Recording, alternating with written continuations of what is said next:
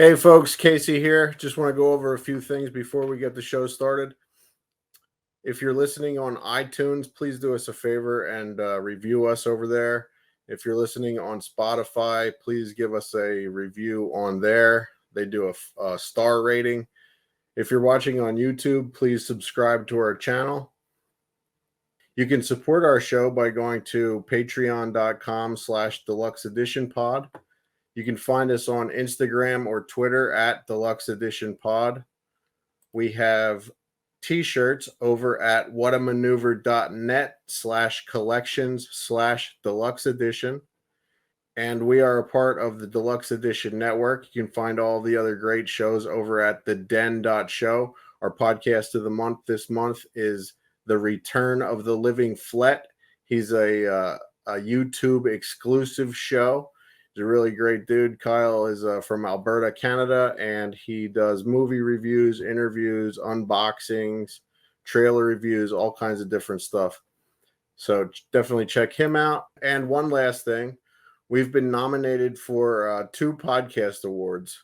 If you go to podcastawards.com, sign up there. It takes 2 seconds to sign up, and you can vote for us in the People's Choice category, and we're also in the TV and film category. So please do us a favor and vote for us over at podcastawards.com. Voting, I believe, goes all the way through August. So do us a favor and vote for us over there. All right. Hope you enjoy the show. This show is brought to you by the Deluxe Edition Network. Head over to theden.show for other great podcasts.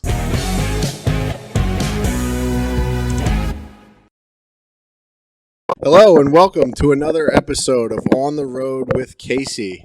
I am on location at the Evel Knievel Museum, and joining me today, Mr. Joe Pennington, volunteer here at the museum. Would you like to introduce yourself, Joe, and tell us a little bit about yourself? Yep, I've been volunteering at the Evel Knievel for 5 years now, and learn something new every week, see something new every week at the museum, and Saturday is always my best day of the week. Did you grow up here in Topeka? Yep, I'm a hometown boy. I grew up about a block away from where I live now, was born in a hospital about a block away from there, and probably be buried there, I guess. So before the museum came to town, what was your favorite part of Topeka? What's your favorite thing about Topeka? Well, we've had a pretty good vibe going here. I started a organization for young professional networking, and it kind of morphed into something more than professional and more into volunteering. And they do spiritual trips, and it's a really cool thing. It's called Fast Forward. It was called Fast Forward. Now it's Forge. So we had a cool vibe going, and there was a lot of community in that age group. And so we put in plaza parks and waterfalls and reopened theaters that had been closed for 50 years, stuff like that. So my favorite part of Topeka was probably something that came out of there, and it would be the Jayhawk Theater. So is that a theater that was restored, that was renovated? And Yep, it's been restored, and now they have shows in there. They don't have movies yet, but they have like punk rock shows. You know what I'm talking about? Yeah, very cool. How did you get involved with the museum here? My relatives have always been involved in the sheet metal trade, so I have a sheet metal business. My granddad worked there after World War II, and my dad bought it in 1990, and then I took over in 2006. So we've been in the sheet metal business doing kind of industrial work inside food plants and really fancy, nice. When it needs to be done right, you got to hire the craftsmen at my place, which is called Stevenson's. And one day, a guy came in and he said, "I got the bumper off of Evel Knievel truck. It needs to be polished. Will you do it?" And so we did this bumper. Turns out it was the bumper to this big, huge circus wagon that Evel Knievel used to have. And I was only one of 100 local contractors that pitched in to do the painting on it and all the restoration of this truck that Lathan had bought. Big Red. Big Red. Yeah, it's awesome. that. So after we get finished up with our little interview here, we will be taking you on a tour through the museum, and you'll be able to see Big Red in all of its glory. Jumping back into your history, though, Joe, you mentioned Stevenson. You are the CEO of Stevenson, the sheet metal company here in Topeka. Yeah. Could you tell us about World that? famous. Yeah. Tell us about that before we get back into the museum. Yeah, it's like that. So I'm third generation sheet metal worker, and it has a history of its own. The founder, Mr. R.B. Stevenson, Russell Stevenson, was from Akron. He came here to build Goodyear plant, brand new, like during World War II. Then fell in love with the town. He stayed here when the rest of the construction crew went back to Akron, and he opened up his own business doing sheet metal work and roofing for his first built-in client, which was Goodyear. Incidentally, 75 years later, Goodyear pitched in to help with Big Red also. Very cool. About my business, yeah. We do stainless steel work. We focus mostly on stainless steel. I try to keep the steel out of my business. It's rusty and it's dirty, and stainless is not. Sure. And so we do a lot of work inside food plants in the agricultural sector and in the pharmaceutical sector. We have a special invention that prevents the breakage of food. And so if you've had a Dorito since 1990, it went down a spiral chute that I make. Spiral chute is, think of a children's slide at a playground.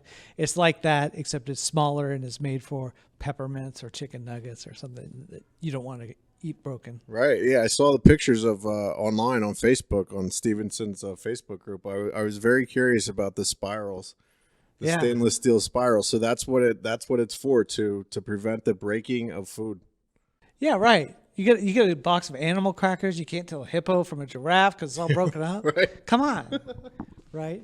People want to pop their own Oreo in half. They don't want a broken one. Right. So that's the kind of stuff that we save. Very cool. Very cool. It is the coolest thing made in Kansas. Voting starts in August. Is that a true thing? Is there it's a real the thing. best of Topeka? Yeah, we've been nominated for the state of Kansas, the coolest thing made in Kansas. Very cool. So, and it runs the gamut. People can nominate any business. And we have Boeing. We make airplanes here. Yeah. We made all the vaccines from Pfizer are made in McPherson, Kansas. So they have the global injectable site. So we're going to kick their ass. We're the coolest thing. Yeah. Very cool. So let's get back into the museum. So you got involved through Stevenson's. You helped with Big Red. Yeah, right. Company. So we polished his bumper, and I'm like, what is this doing in Topeka? Whose is this? Yeah. Right. And then just kind of start to get the story, which is wacky, off the wall, crazy. What dingbat would do this to take on this project? And it turns out they're really cool people. So, they were planning to open a museum here. Big Red went on a national tour after it got restored, but it went to Mack Truck headquarters, and it went to the Butte, Montana for Evel Knievel days, and it went to the movie opening for the Johnny Knoxville movie, Being Evil or whatever that was, and then kind of returned here, and it really has no place to go. Right. So Mike just throws in a 13,000 square foot building, and they build a museum, and I'm like, I think I want to be part of that. Yeah. So, yeah. I mean, I came here 5 years ago, I think, and have not looked back. I've spent thousands of dollars on Evel Knievel merchandise over the years. I'm here interviewing you at the museum now. I've had Doug Danger on my podcast, Cole Freeman, who's another daredevil. I just love it. So when did the museum come here? So the bumper you polished the bumper. So how did things get rolling for the museum after that? So did they build the building around Big Red, or? Yeah, the museum's built around Big Red. It's got, you'll see when we go down there, it's got conduit around the top of it, and it's just not going anywhere. Yeah. How long has it been here? 5 years. I think this is our 5th birthday. Okay. It was around Independence Day was when we had the grand opening with the Knievel family and the whole crew. Yeah. So how does the family feel about the whole thing? Have they been back since? I've only talked to some of the family, so I haven't talked to many of them, but his daughter was super, super nice at the grand opening. It was my job to make sure she made it here, knows where the hotel is, knows where to get gasoline, and that kind of stuff. Sure. Kind of chaperone. And so fetch her coffee, right? And she got on the phone after it was about over with, and she called her mom, Linda, and said, "Oh, Mom, everybody's here is so nice. You'll remember this crew. Dad's gone now, but here, he's really alive." Yeah, absolutely. Yeah, when you walk through here, you're gonna see it when we walk through here. It's an amazing place. I mean, the amount of stuff that is here, the amount of original stuff that is here. It's inspirational what they've done. Going from swap meet to swap meet, and flea markets and auctions, Yeah.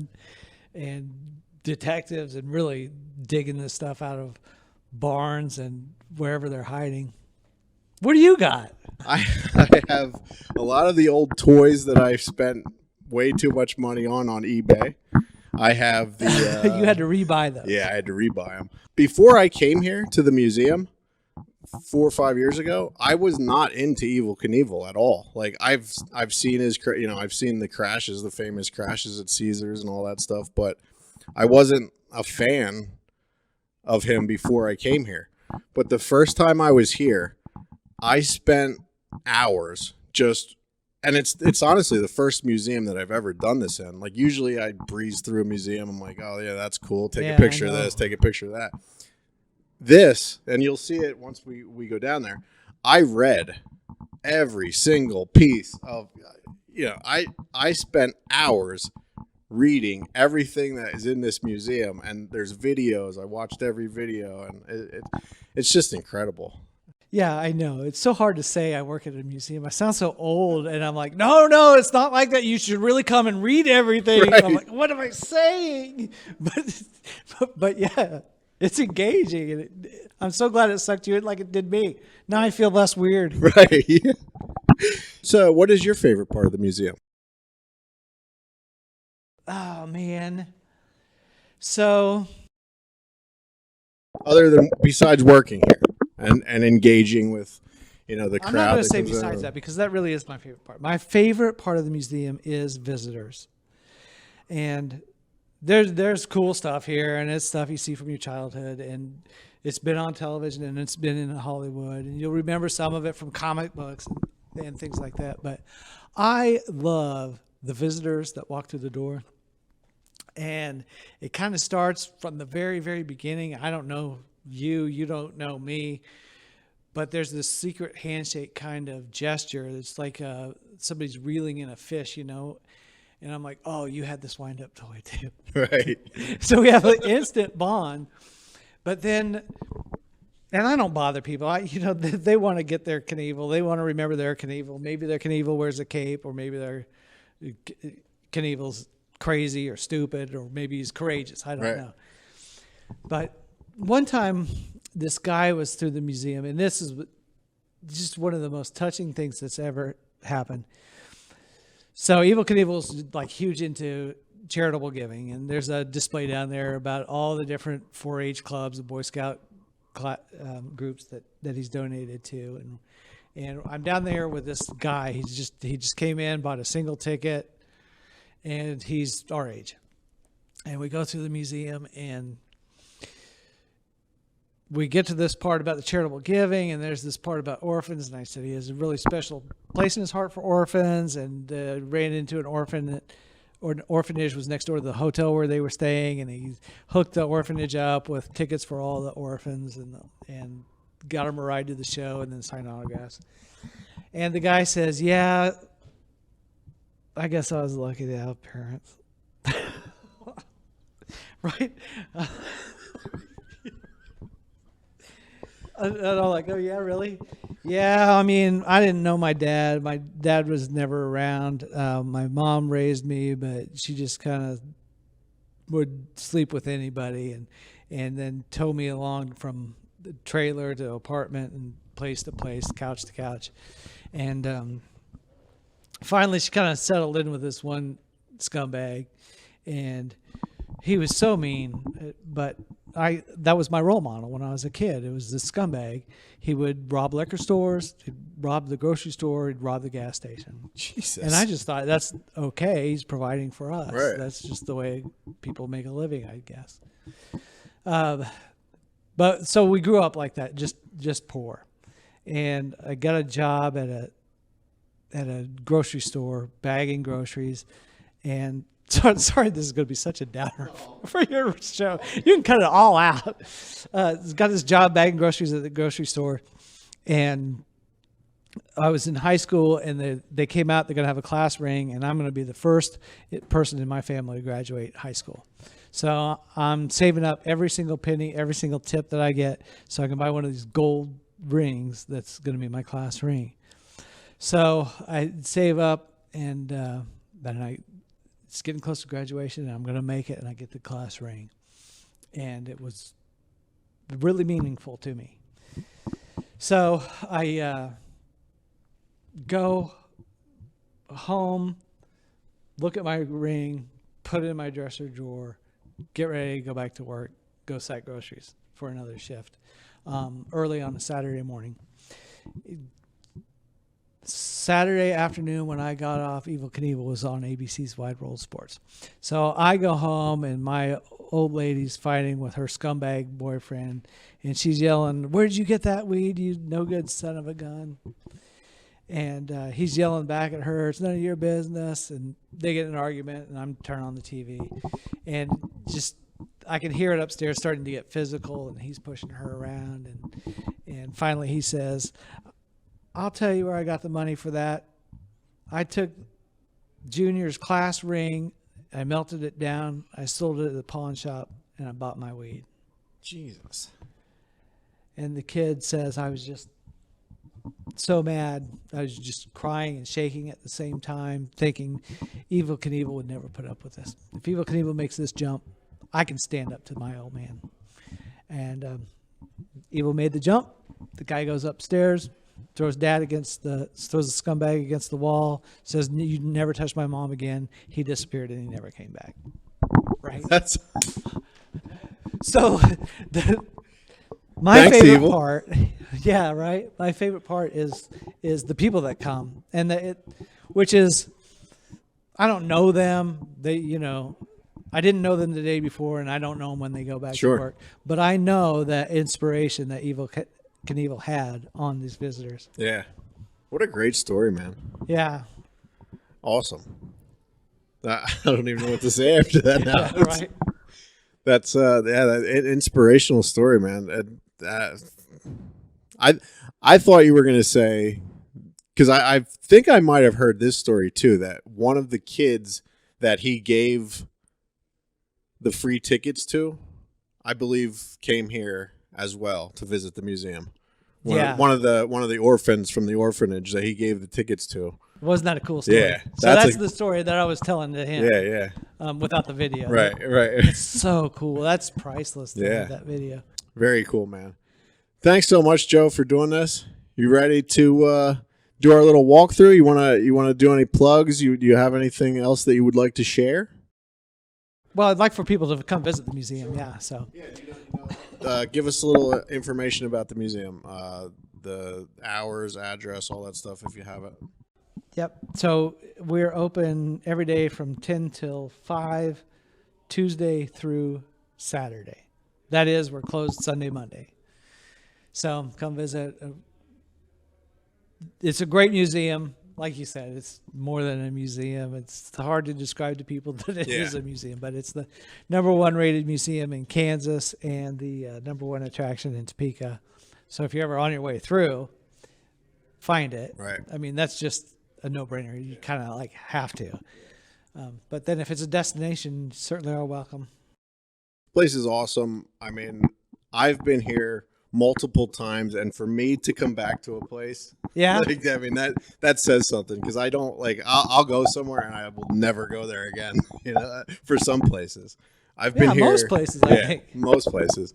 Here, I've been here whenever I'm in Kansas. I drove an hour out of my way to come here today, so I love it here, and I highly recommend anyone comes and checks it out. And now Joe and I will be taking you on a walkthrough through the museum and doing a little voiceover for that as well. So, All right, so here we are at the Evel Knievel Museum in Topeka, Kansas. Looks like you've come on a pretty good day. I've got 2 car spots parked there. There's motorcycle parking over on the other way. We get a whole bunch of motorcycle visitors. We had a pretty good crowd this weekend, though. We had about 200 people one day, and that was a really good day. Also, we had a really great day.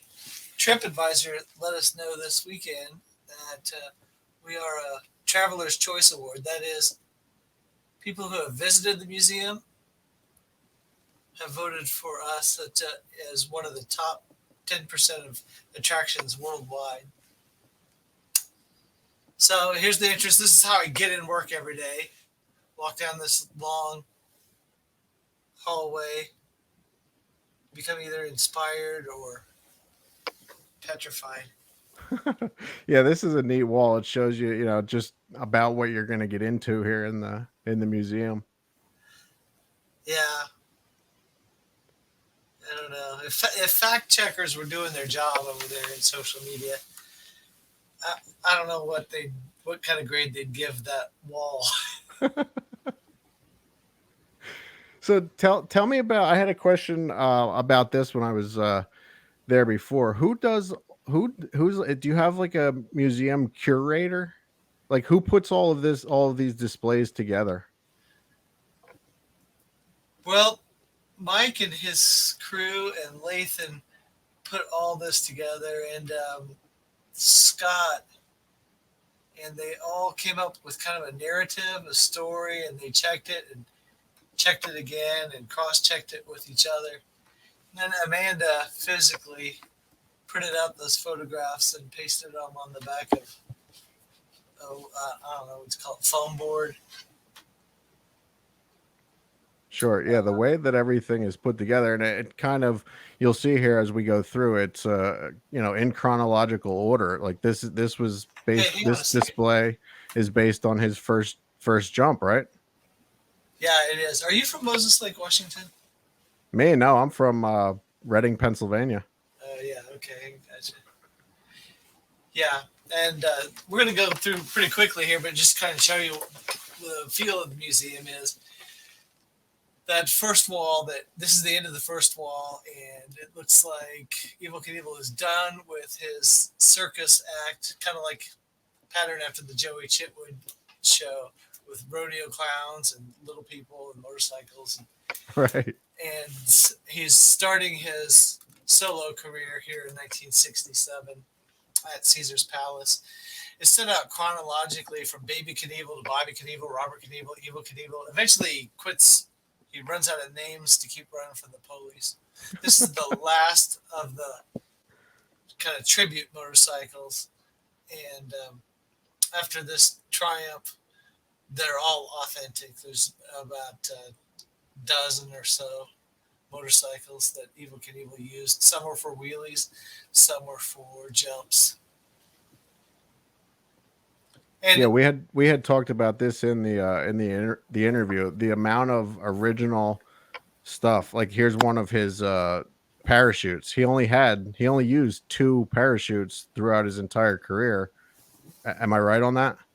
yes, And you have them both. darn tootin'. Yeah, I mean that's pretty cool. Yeah, I love the way this museum's arranged. How there's a motorcycle there, and there's a picture of that motorcycle, and then there's narrative about that motorcycle. It's like, here's the authentic motorcycle, and here's proof that that's real. Right. This is one of my favorite displays, the Wembley display, especially the way it's laid out with that. Stop it for just a second. With the empty seats there on the left, because that really helps the telling of the story, and that's what I do. We preserve and present the legacy of Evel Knievel, and I didn't have anything to do with the restoration of that stuff, but I have a lot to do with the presentation since I volunteer there to give tours. And I love the way it's laid out because you get to say, and Evel packed up everything except his family and showed up in Wembley to find that they had sold 0 seats to Wembley, which holds 80,000 people. Yeah, it's pretty incredible. The whole Wembley story, like you're saying, it's incredible. He had to go out and do all kinds of press and try and sell some tickets, right? Yeah, right. And so that's on the second panel, going from left to right. The videos and the poster boards show kind of sandwich boards that are going on at the time. He's driving on the American side of the street to try to get some attention. He holds a press conference, and then it ends up selling out Wembley, and then chronologically crashes and chronologically gets his ass up, and instead of walking towards the ambulance, he walks to the top of the ramp with a broken back, cancels that tour. Oh, you might hear trains in the background. That's all right. Yeah, it is. Yeah. Evel Knievel says, every time you hear a train whistle, somebody's making money. So now let's pause here for a second. Is George, how do you say his last name? Sedlak. Is this an original tank that he painted? Yeah, that's the bike that he used. And that's the tank and the tail and everything. That's the real deal bike. That is the real bike. Mm-hmm. It's right there, yep. Here's the jump. Do I have to watch this again? I cringe every time, man. He bounces over the steering wheel. The motorcycle chases him like a bull and lands on top of him. Frank Gifford runs to the aid of his friend, Evel Knievel. Yeah, he was one tough guy, man. Yeah, he was. The chronological gets a little goofy in this area because this Canadian exhibition where you're at now actually took place before 1970, before the Wembley. And the reason that it's kind of stuttered here is because we couldn't fit that stunt cycle, Snake River stunt cycle down there. But oh, sure. This is my favorite jump. This is the motorcycle that Doug Danger used to jump in Topeka to make that virtual reality jump. But this is my favorite this is my favorite exhibit because this is Evel Knievel's real retirement as I see it. He didn't retire kind of delirious like he had in London. He gets to perform with his son Robbie. He pushes his bike further than it's ever gone before, and he does get to strut to the top of the ramp, triumphant with his cape flowing and saying, "I retire." Unfortunately, nice. CBS called and said, if ABC's done with you, then we want you to come out of retirement, which he did. It was a huge mistake. And he did this jump at the Shark Tank in Chicago. It crashed during a practice run, which he knew was coming. He had told the producer, I don't do practice runs because I'm either going to get hurt or it's going to prove it's not dangerous, so why would anybody watch? There's Robbie's suits and Evel's suits there, and this is after his retirement. He was trying to help Robbie kickstart his career in Australia. Yeah, this wall is pretty cool. Like a lot of people, most people I think only remember Evel for the crash or the jumps that he crashed on. Mm-hmm. And this shows you like he was a lot more successful than he was, than he crashed. He landed a lot more times than he crashed. He did. But I mean, they are memorable for a reason. Yeah, absolutely. And here's Big Red that we had mentioned upstairs, and this is how you initially got involved with the museum.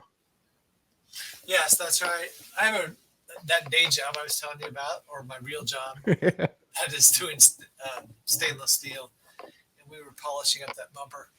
I don't remember what we talked about up there in the room, but 100 of us local contractors banded together and rebuilt the big red truck.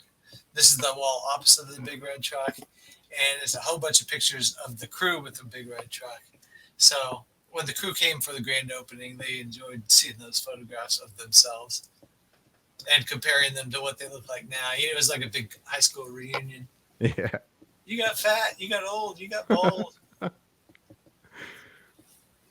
Now this is cool. This was Evil's money bag and his the safe right inside of Big Red. Yeah, the safe was inside Big Red. The money bag is seen in a lot of the videos because Evel Knievel got paid in cash before he would do any jumps. Sometimes he'd stow it underneath the ramps, and you can see him kind of making the bag drop there underneath the ramp. But he wasn't going to get paid after the jump. Right. So this is what Big Red looked like when it was found in a junkyard in New Jersey, correct? Yeah, I love that those wall panels are the actual panels off the truck. They're sheet metal. Yeah. So you can really get an idea of what that looked like. Yeah, and there's a video, a little documentary there that you can sit down and watch of the entire process of the thing. These are Evel Knievel's ramps that he had used throughout his entire career. It takes 2 forklifts, and I mean big forklifts, to unload these. But they're the real deal that were, in San Francisco, at Caesar's Palace, at Wembley. They've been around the world that way. And then came home and did the Kings Island jump. Yeah, that's cool. That you guys have that, and he used the entire he took those to Wembley, all the way to Wembley with him. Mm-hmm. Then there's this trike that when he was done with sports, done with jumping, and done with his kind of wheelie career, tried to make a movie career. So this very short part is starting in about 1977. It's got that trike that's made by George Barris that he rode in parades and on the Sonny and Cher show. He also filmed The Bionic Woman with Lindsay Wagner around this time. And then George, let me stop you there, Joe. George Barris, he made a lot of cars, for the Batman. He made the Batmobile, the Monsters car, the Beverly Hillbillies car, right? Mm-hmm. Yeah, Dragula, Kit from Knight Rider, Starsky and Hutch, the Flintstones movie. Yeah, right. He always enjoyed a nice beer, nice cold beverage after the jumps. Yeah, that's right. A lot of people ask why the horseshoe on his tanks is upside down. It's got his iconic self jumping through there. The reason is because it was modeled after an Olympia beer advertisement. Olympia beer had kind of this archway that was a horseshoe and a stream coming through it. George said, his first assignment was, let's see how good you are. I'll let you paint this logo on my tank. George painted the Olympia logos accurately as he could, took it back to Knievel. Knievel says, I hate it. George says, give me another chance, give me another chance. And to kind of appeal to Evel's ego, he replaced the stream and bushes with a picture of Evel Knievel jumping through the horseshoe. And then, of course, Evel loved it. It was him, a picture of himself. Nice. Here's another view of the ramps. And he would also carry his motorcycles in the front. You can see there that the motorcycle is in the middle of 3 tracks. Evel Knievel traveled with 3 motorcycles all the time. One was for wheelies, and this one that you're looking at looks like it's for wheelies. It's got a foot peg in the very, very rear, and that's so that he could get leverage to pull up the wheelie. The jump bikes had foot pegs in front of the motor casing there. The reason they had 3 was one's for wheelies, one's for the jumps, and one's for parts. Okay.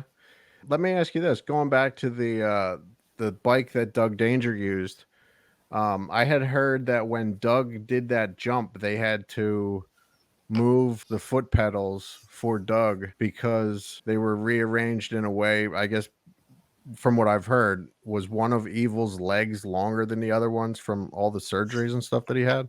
Yeah, that's true. One of his legs was longer since when he was with the Hollywood Daredevils, and he was not on a motorcycle, but he was doing a stunt where he was trying to jump spread eagle over another motorcycle rider that was supposed to duck underneath of him. Yep. Yeah. If you actually, in the beginning of our video here on that first wall, that's actually in the video. You can see that in this video. Yeah, that's when he broke his pelvis, when that guy put his helmet into Evel Knievel's groin, and ever since then, after that surgery, he walked with a cane and had the one leg longer than the other. Wow. Okay, so anyways, yeah, cool, ramps. And that story that I told you that was so touching and left you speechless started right there at this very spot when we're looking at this placard of Evel Knievel. And he is bragging about all the different charitable organizations that he's donated to. Right. That's where that happened. Just wow. Yeah. Did your company make that Evil sign back there? No, I don't know where that came from. It looks like Elvis, doesn't it? Yeah. Listen, I went to go see that Elvis movie, and I just see the parallels, you know. Yeah. Collars and the belt buckles and the jumpsuits and capes. How that would have been a great movie, right? Evil and Elvis. Yeah, it would. So this is just all a collection of all the different news articles from over the years, right? Yes, that's an amazing exhibit there, and Lathan did all that by hand. Wow. Yeah, and I love all of the different quotes pasted, or here you'll see one going down this wall.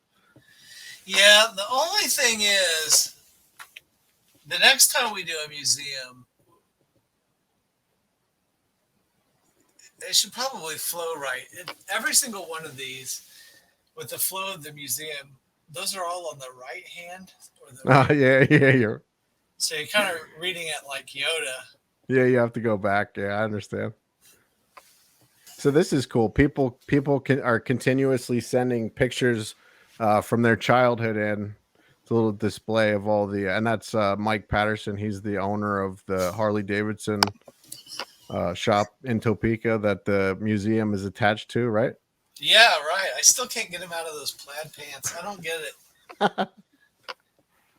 Not that I'm trying to get him out of his pants.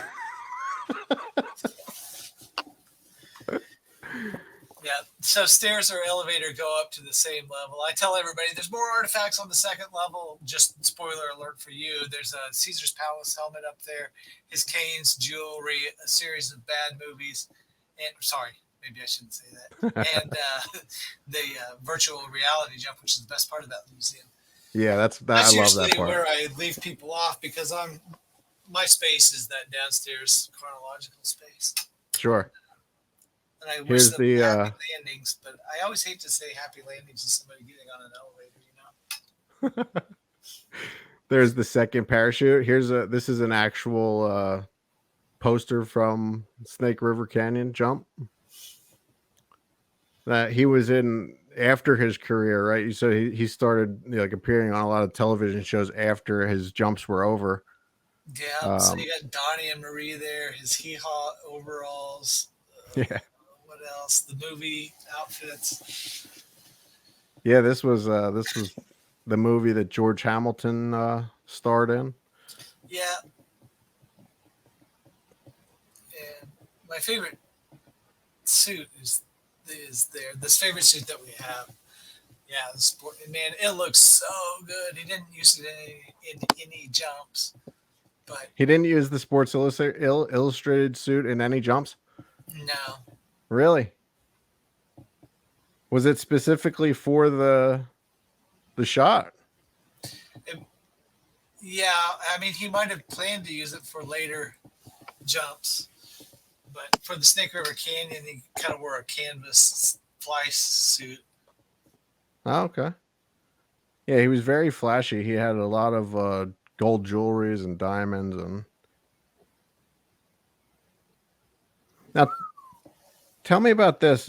He was just, this was all just promotional issue, right? The Indy, or the Indy, is this an Indy car? He was part owner of that car, yeah.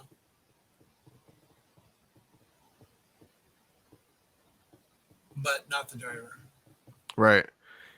Yeah. Now talk about flashy. These are all of his vehicles that he owned, his yachts, the helicopters, the the motorcycles that he wasn't jumping.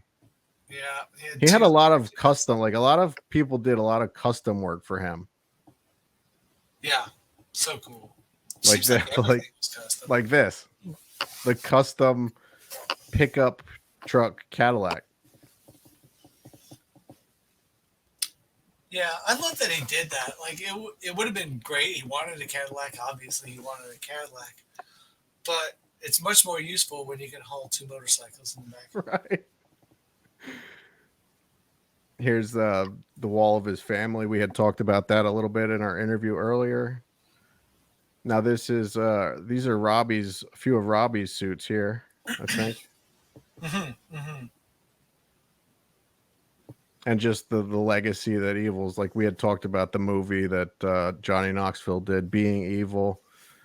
All of these stunt shows and stuff today, I mean, basically, they might exist today, but a lot of them, they all looked up to Evil.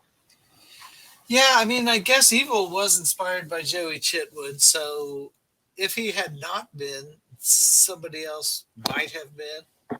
Sure. They might have done what he had done. I kind of doubt it. I really doubt it. Yeah.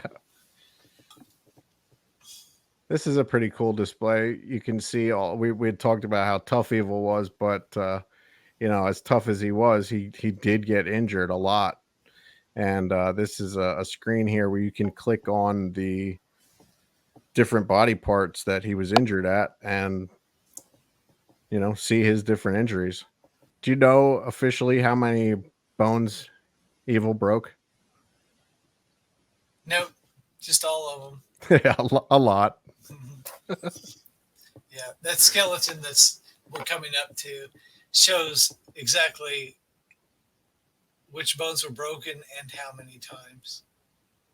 Right, and then the video, you can also see to how he broke certain things. Here's the famous Caesar's Palace jump.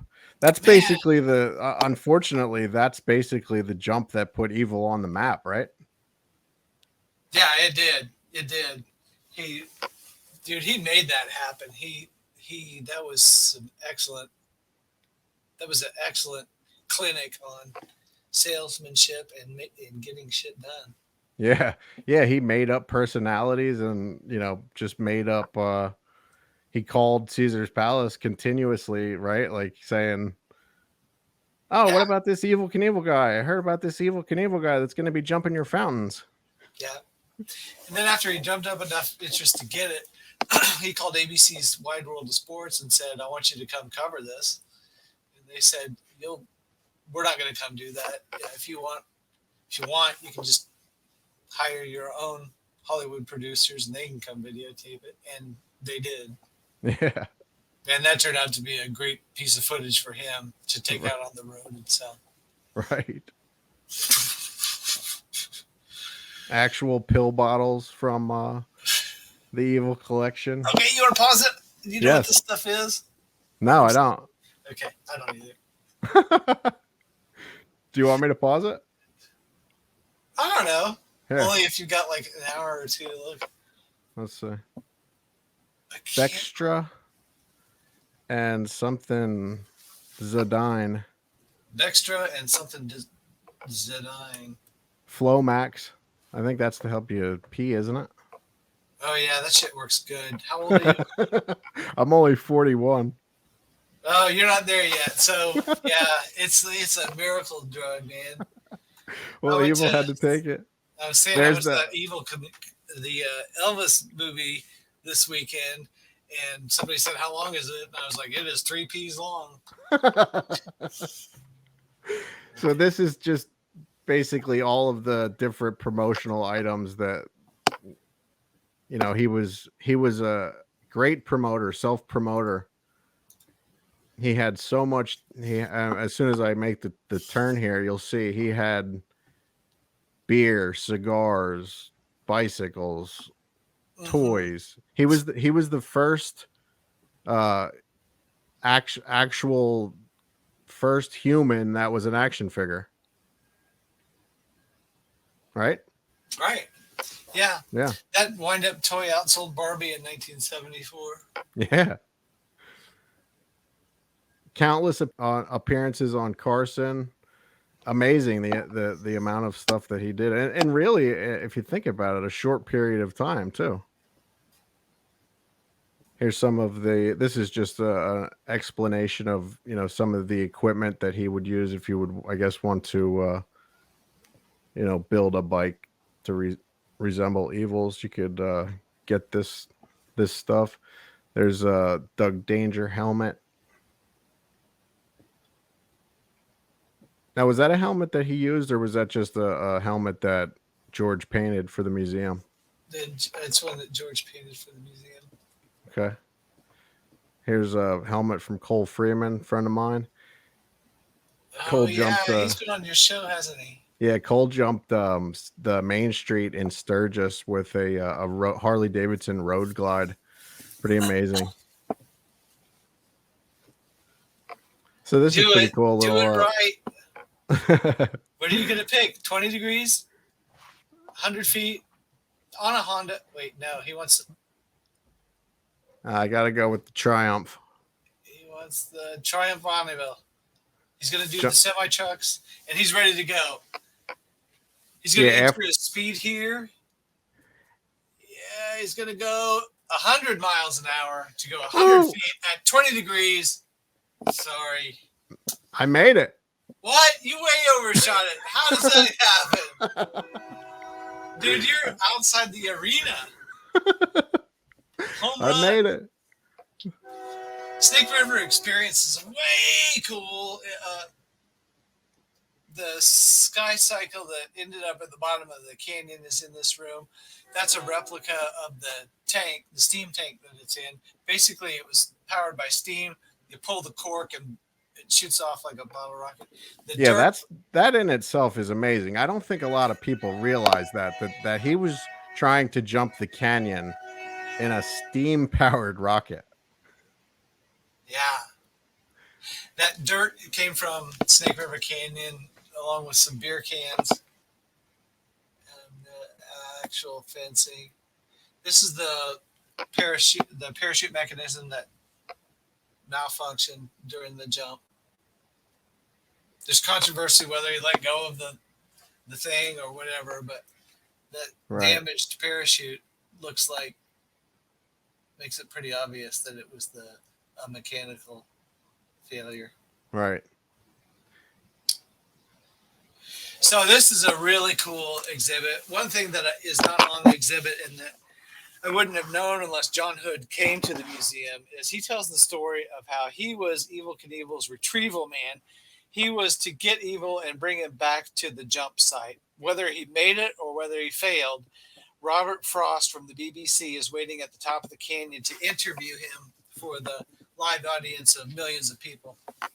So John jumps into the helicopter, finds Evel Knievel at the bottom of the canyon, does the test for concussion, shines a flashlight in his eyes. Evel's bleeding from his mouth or from his head, and John throws him into the passenger seat, his seat in the helicopter, and says, "Get back up there and go see Robert Frost from the BBC." So McCollum, the pilot, takes him back up to the top of the canyon where he's interviewed by Robert, and Robert says, "What happened?" And Knievel says, I don't know what happened. Who saved you? Well, the crew saved me. They saved me, he says. Then they get Evel Knievel to the hospital, and everybody leaves. One thing they forgot to do was go get John Hood. He's at the bottom of the canyon with the parachute. He's been abandoned.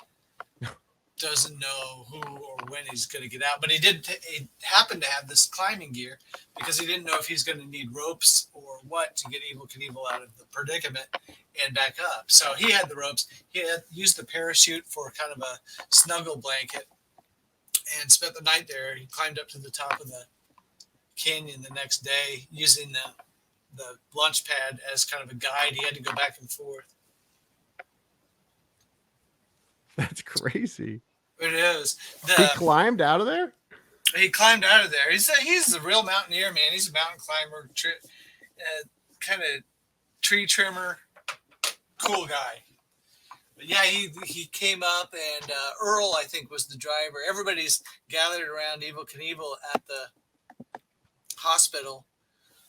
And, Evel says, hey, Earl, I need you to take Big Red back to the jump site the next day and gather those ramps. That's about, or whatever you can get. Earl shows up, and it looks like the place is on fire. It's kind of apocalyptic because the people that had skipped work, had driven there, had spent a week there, spent money to camp out, spent money on beer and food, and it ended up being just a huge party. It was not a family-friendly event. It was supposed to be on Labor Day weekend, but they changed the date, and therefore the only people that went were people that didn't work. So there was after Evel Knievel failed, the whole show lasted about 6 seconds. His parachute came out. He ended up at the bottom of the canyon, somehow miraculously survived. But the people that paid for tickets were unhappy. They raided the beer concessions, ripped the top off of it, and stole all the beer, and tipped over all the porta potties, caught them on fire, broke all the drinking fountains, so it was just spraying water. And that's the scene that Earl drove up onto, and that's the scene that John Hood climbed up onto. He comes up, just his forehead comes over the precipice there, like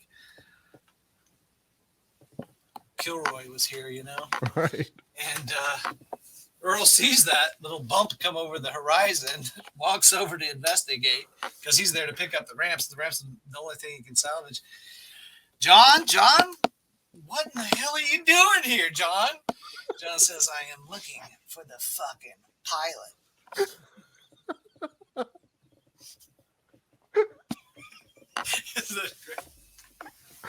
Oh my god, man. Yeah, I heard. What is it true? They hired Hell's Angels to be security there, right? Yeah, that is true. Yeah. That is true. Whenever the Hell's Angels are involved, it's never good. Yeah, that's right. So this is just another, quick look over the all the different toys and stuff that Evel had over the years. And then the last thing in the museum that I always do is the jump. It's 4D, right? It is because of the wind. Yeah, because of the wind, right? So tell us about this jump. This was Doug Danger. Yep. So Doug Danger did a solid when Mike and Lathan decided they're going to open this museum, and that it needs this experience for people that didn't get to watch it on television, or maybe those that did, like this guy on here. So yeah, this is pretty crazy. Doug comes to town and is going to jump over this intersection, and the motorcycle cops find out about it, and they were like, well, he's got to jump over something. Can we put 17 police cars underneath of there? So they did that.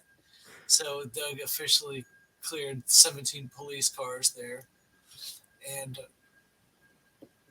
you see yourself. It's supposed to be like an out-of-body experience, but you're experiencing what Doug Danger did. He wore a helmet with GoPros all over it in all different angles. And then those were stitched together by Dimensional Innovations out of Kansas City. So that even though Doug's head is perfectly still, or as still as he can keep it, you can look left and you can look right. You can look down at your rabbit's foot on your chest, or you can look up and see birds. Yeah, if you notice here, you see I just put my foot down in the video. Yes. When it's not so bad when you're going on the straightaway, but when you're making those turns like that, it really messes with your head. It freaks people out, and that's smart of you to put your foot down because that's exactly what Doug did. There's no way you could have made that turn with your feet up, and he Right. didn't. And All right, you're gonna have I to believe hit this it was here. Go. Hit it. oh, there it is. Yeah, how many feet was this jump? Do you know? No, I don't know. 17 You cop see cars. that light there? Oh. He blew right through it after he made that jump. Doug Danger, the cops came up to Doug Danger and gave him a ticket for running a red light. That's funny. Yeah, when we had Doug on Deluxe Edition, he talked about this jump, and he said that was the hardest part of the jump is holding that helmet on his head to hold it steady because Oh, really? it was so much heavier than a normal helmet. And but it is really cool if you go back and watch me in the beginning, you can see me looking left and right, and it's crazy. So yeah, that's the end of the tour, and then if you go downstairs through the Topeka Harley Davidson, there's this. I don't know anything about motorcycles, but this is pretty cool that Mike put this down here in the basement. Not in the basement. It's just off to the side of the museum. Yeah. Well, so these are old motorcycles, but at the beginning back there is Mike's Leathers. He was a flat track racer, man. He was a good motorcycle racer. Yeah. So this is pretty cool. Highly recommend anyone. Snowmobile. Oh, yeah. Are you going to go back there to the snowmobile? I think I pass over it again. Yeah. Yeah. Send it. Send it. There it is. Yes. Yeah. Well, I guess officially that would be the start of the museum because that's called Yesterday's Motorcycle Museum. And it was just kind of like a little corner of Mike's shop. He's third generation Harley Davidson dealer, and he owns historic Harley Davidson. So these are some of the things that he's collected over the years. So he knew a little bit about a museum. There's no way he could have known what everything would entail with that museum. Right. Oh, otherwise he might not have done it. Nah, he's a good guy, man. I just admire so much what he's done by building that museum. Him and Lathan and the contribution of the people that work there. Motorcycle mechanics are in there nailing together 2x4s to make those displays. Right. It's a real grassroots effort. There's Mike's. See, it says Mike on this. Yep, Patterson. Highly recommended. Definitely check the museum out if you're ever in Topeka or you want to take a destination to Topeka. The museum is located at 2047 Southwest Topeka Boulevard in Topeka, Kansas. Thanks again, Joe. Appreciate it. Oh, and don't forget there's also a barbecue restaurant inside the museum, or not? It's inside the Harley shop upstairs. Not sure of their hours, but Joe is actually mailing me some barbecue sauce from their restaurant. I highly recommend their sauce. Definitely go check the museum out. Yeah, one deliciousness that you might not know about is it's open Saturday morning for breakfast too. Ooh, that's my favorite. So see you there. When are you coming back? We miss you, buddy. Whenever my next job is in Kansas or in the area, I will definitely be back. I'm always there whenever I can be. Yeah, good. All right, buddy. Thank you so much, and we will talk to you soon, Joe. Okay, happy landings. Thank you, man. Happy landings.